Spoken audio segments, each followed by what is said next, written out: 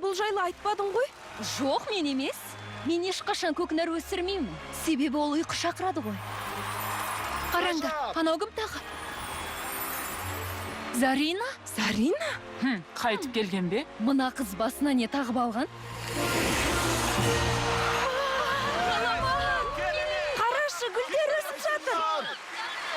Келесі кезек көктем перілерінікі. Көктемді жақсы көрем. Тездетіп Клэнк шақыру керек.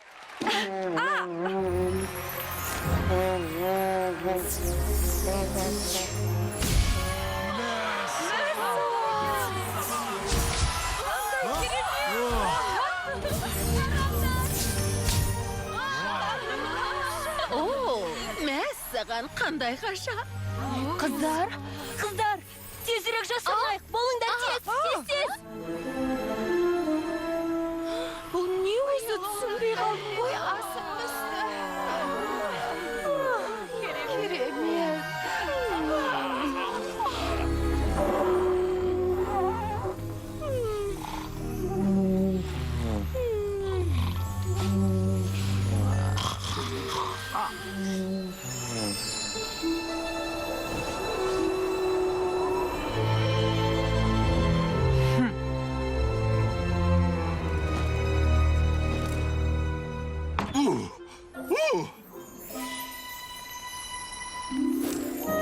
Кешірім өтінем, айып етпеңіздер.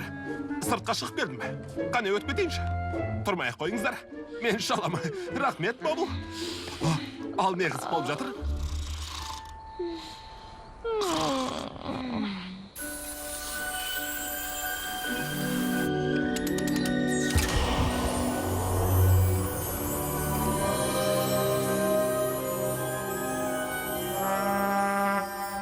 Тұрыңдар!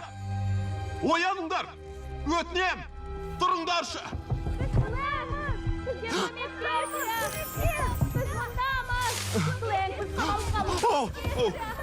Сыңғырлақ бекеш! Бұл өз қалай ашылады?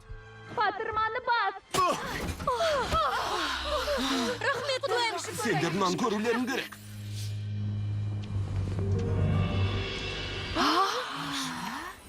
Мүмкін емес.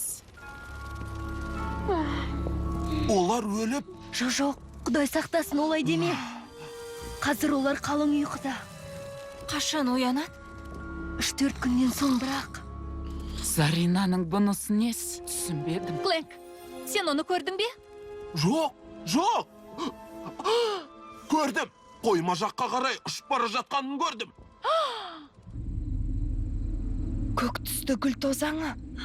Бұл тегін емес. Иә.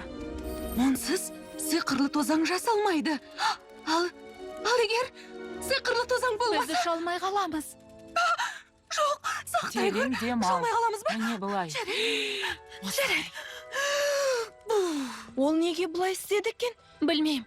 Тауып алып өзінен сұрайық. Клэнк, сен осында қалып бәріне қарай тұр. Көп болады.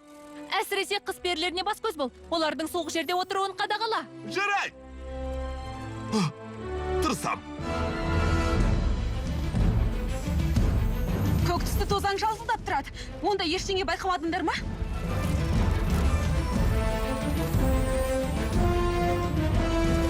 Әне!